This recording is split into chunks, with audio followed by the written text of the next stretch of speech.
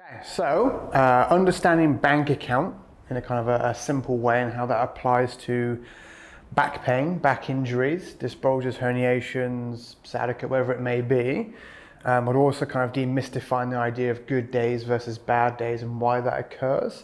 So I find the idea of using the idea of like a bank account is a good, clear, simple analogy that people can understand, and that helps them start to get their head around managing their aggravators and understand the importance of that long term, if they actually want success with their injury to heal, regardless of what sort of type of injury they have. The same sort of principle applies, although just the injury mechanics are slightly different. So if we just say for easy numbers that when you wake up in the morning, you have a bank account, which is basically the amount of stress or work your back will tolerate before it gets grouchy. And let's just say for easy numbers, you have $100 in that bank account. You wake up in the morning, the back feels good. Over the course of the day, let's say you're flexion intolerant, you sit down for a bit, you do some awkward bends you probably shouldn't really do, but over the course of the day, although you do make some withdrawals on that bank account, you do a pretty good job, and you don't sort of drain it too much or don't crush any sort of potential thresholds for injury or pain. Then the next day, the bank account in theory is going to reset overnight. As you kind of take the compression off your spine, your discs kind of recover into their original shape. Things reset, and then we go again. But let's say the next day, you're not so good with managing your aggravators. So again, if you're flexion intolerant, let's just say you spend all day sat down with terrible posture, and you do a few awkward bends as well as we go out throughout the day.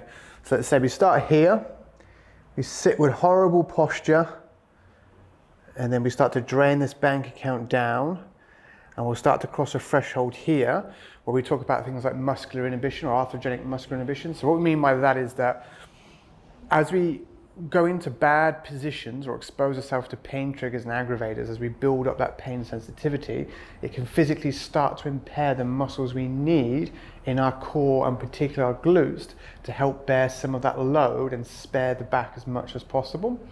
So what can happen is that when we start to hit that threshold, this is when we're starting to get pain, the back feels a bit grouchy. What's actually happening is you're feeling that workload shift to the back, the muscles in the back, and you're feeling it get tight and get stiff as it's trying to do more work and more responsibility, as more core and hip musculature starts to let go, the things that we need. Again, particularly glutes is a good example of this.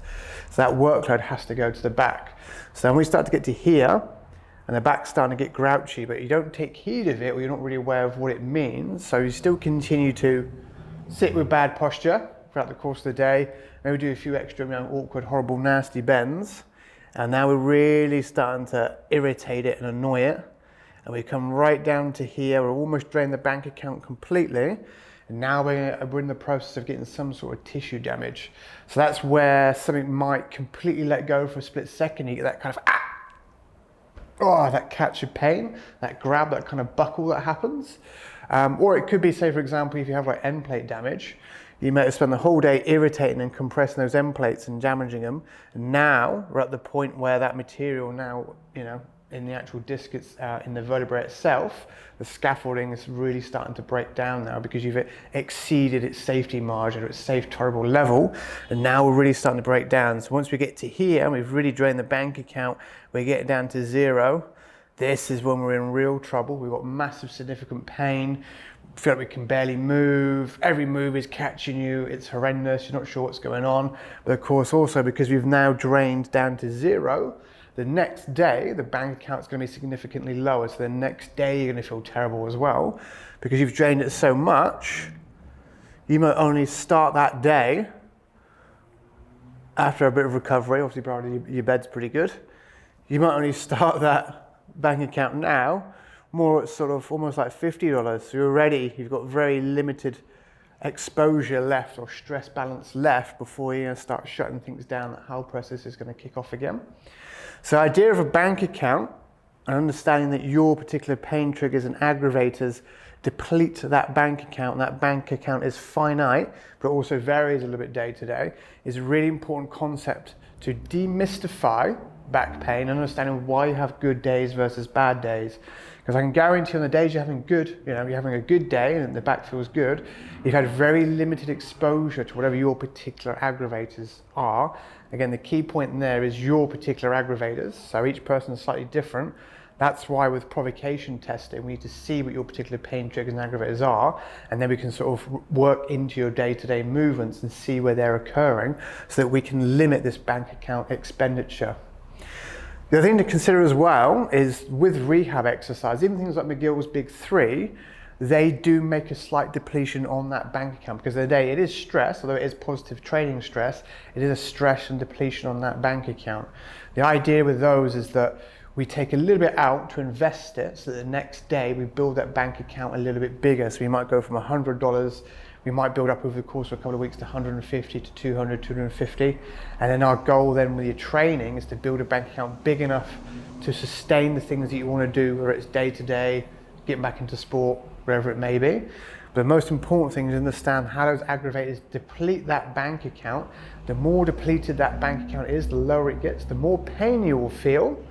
And the more you're going to prolong your injury mechanisms, and the more you're going to prolong if you've got disc bulges, herniations, end plate damage, facet damage, whatever it may be, the more you're going to prolong those symptoms, because it's almost like you keep picking at a scab on your arm, you're never giving it a chance to settle. So if we can identify your pain triggers and the mechanisms of your injury, see where they're occurring and remove them in day-to-day life, that's going to preserve that bank account, give us enough to work with in terms of exercise and rehab to kind of build a bigger bank account. But most importantly, it's going to stop you dipping too low and getting into creating, muscular pain, but also further creating, or exacerbating existing tissue damage as well. So managing that bank account, very important. So if you've got good days versus bad days, this is what's going on. You've got good days where you do a better job managing your aggravators, whether you realize it or not. And the bad days come when you've got much more exposure to those aggravators and it's draining that bank account. And that's what that pain is telling you. It's a tool, it's telling you that you're starting to do damage to the back because that bank account's getting low. So yeah, bank account, very important concept to get your head around. And I think it's kind of paramount. If you get your head around that analogy, you're gonna have far greater success managing your back pain long term and keeping yourself out of trouble long term.